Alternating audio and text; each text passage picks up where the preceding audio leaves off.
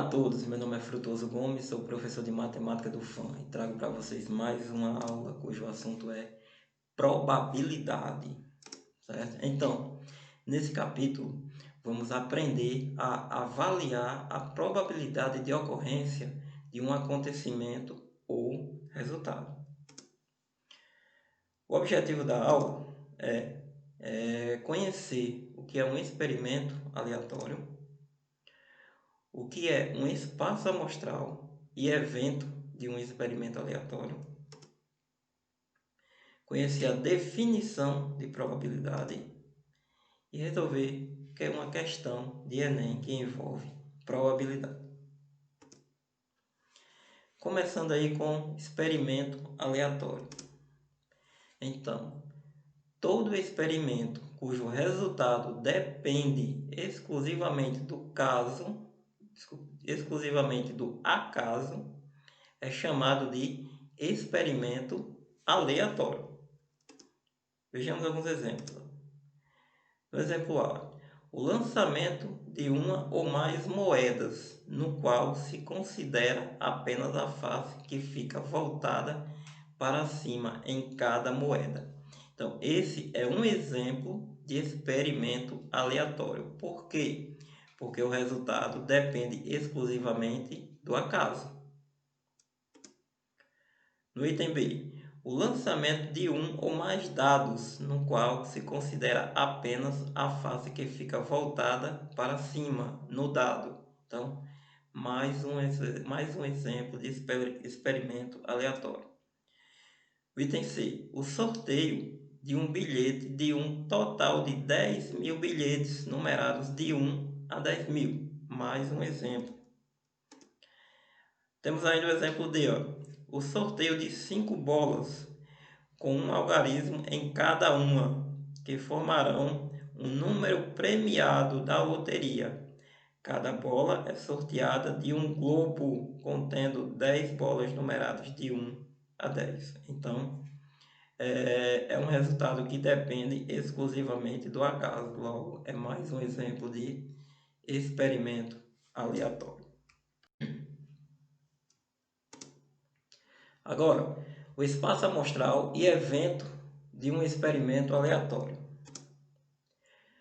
O conjunto de todos os resultados possíveis de um experimento aleatório é chamado de espaço amostral desse experimento, ou seja, todos os resultados possíveis é o que forma o espaço amostral. Qualquer subconjunto do espaço amostral é chamado de evento desse espaço amostral, ou seja, nós pegaremos todos os resultados possíveis, formaremos um conjunto que é chamado de espaço amostral. Desse conjunto, ao retirarmos alguns elementos, no caso formando um subconjunto, esse subconjunto será chamado de evento desse espaço amostral. Por exemplo, no lançamento de uma moeda, temos como espaço amostral o conjunto E, formado pelos elementos aqui, cara, C e K, em que C indica a face cara e K a face coroa. Indicando por NE o número de elementos do espaço amostral, temos o que? Que o número de elementos do espaço amostral é 2, que é o que? O C e o K, ou seja, cara ou coroa. O subconjunto A, formado pelo elemento C, ou seja, coroa, exclusivamente, é um evento de E, certo? É um evento de espaço amostral, sendo que o número de elementos de A, ou seja, o número de elementos desse conjunto, desse subconjunto, é 1, ou seja, o número de elementos desse evento A é 1. No lançamento de um dado, temos como espaço amostral o conjunto E, formado pelos elementos 1, 2, 3, 4, 5, 6, em que cada elemento indica o número de pontos de uma face. Note que o número de elementos do espaço amostral é 6, porque são 6 elementos no conjunto. O subconjunto B, formado pelos elementos 1 e 4, que estão no espaço amostral, é um evento de E, é um evento do espaço amostral, com o número de elementos desse evento B igual a 2, pois temos aqui apenas o 1 e o 4, dois elementos. No exemplo C, no lançamento de duas moedas, temos como espaço amostral o conjunto E, formado pelos seguintes elementos. Ó. C que indica cara, cara, coroa, desculpa, cara, coroa, coroa, cara, coroa, coroa. E, portanto, o número de elementos do espaço amostral é 4. Ó, 1, 2, 3, 4. Já que contamos com o resultado das duas moedas. O subconjunto G, que é formado pelos elementos olha, cara, cara, cara, coroa e coroa, cara, é um evento de E do espaço amostral, sendo o número de elementos desse evento G igual a 3, pois ele só tem 3 elementos.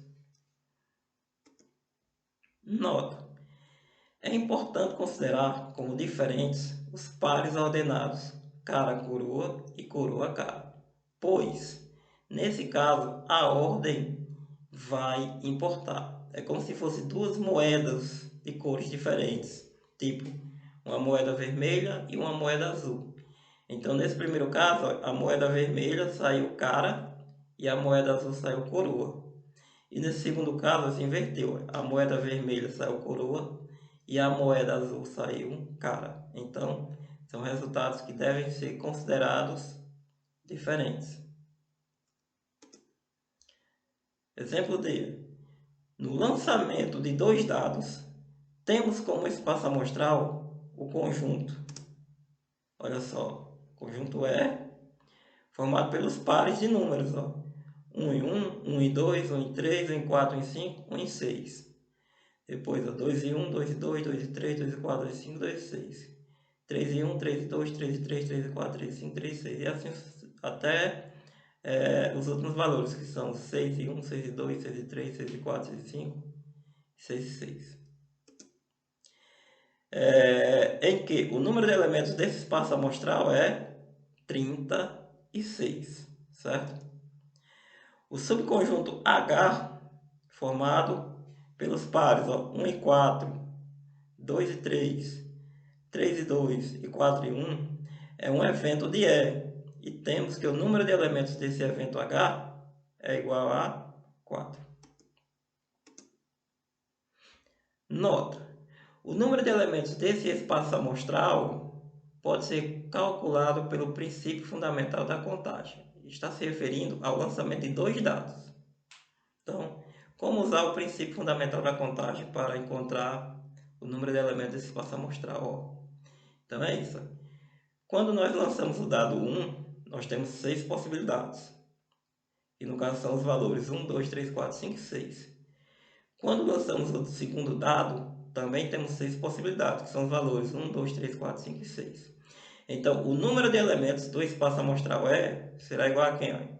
As possibilidades do primeiro dado vezes as possibilidades do segundo dado, que é 6 vezes 6, que dá 36. Logo, no lançamento de dois dados, o número de elementos do espaço amostral é igual a 6 vezes 6, que dá 36. Agora nós temos esse espaço amostral equiprovável. Um espaço amostral é equiprovável se as frequências relativas de seus elementos tendem a um mesmo valor, quando o número de experimentos aumenta indefinidamente. Vejamos um exemplo. Um dado é lançado 1000 vezes. O número de vezes que cada face aparece é chamado de frequência absoluta. Para nós aí que já estudamos aí gráficos e tabelas, certo? Nós vimos lá o que vem a ser frequência absoluta. Então, frequência absoluta dessas faces. No caso, é a quantidade de vezes que cada face aparece. A razão da frequência absoluta pelo número de vezes que foi realizado O experimento é chamado de frequência relativa dessa face. Ó, frequência relativa é o que? É a frequência absoluta dividido pelo total de lançamentos, nesse caso. A tabela a seguir descreve o que ocorre nesses 1000 lançamentos. Ó, aqui, ó, na primeira linha da tabela, nós temos o cabeçalho que indica faces do dado na primeira coluna, frequência absoluta na segunda coluna, frequência relativa na terceira coluna. Então, nós temos aqui, ó, a face 1 tem como frequência absoluta 165, ou seja, de 1000, a face 1 de 1000 lançamentos, a face 1 apareceu 165 vezes. Essa é a frequência absoluta. E para encontrar a frequência relativa é só dividir, ó, a frequência absoluta pela frequência total. Ó. 165 dividido por 1000, que vai dar 0,165. O mesmo será feito para a face 2, 3, 4, 5 e 6. E aí nós podemos observar, ó, que as frequências relativas, ó, são parecidas, elas estão próximas, certo? 0,165, 0,168, 0,165 e assim por diante. Observe que as frequências relativas são valores muito próximos uns dos outros. Se aumentássemos o número de lançamentos do dado para 2.000, 3.000, 10.000, etc., as frequências relativas se aproximavam cada vez mais, tendendo a ficarem iguais. Por isso, dizemos que o espaço amostral em um lançamento desse dado, ele é equiprovável. Por quê?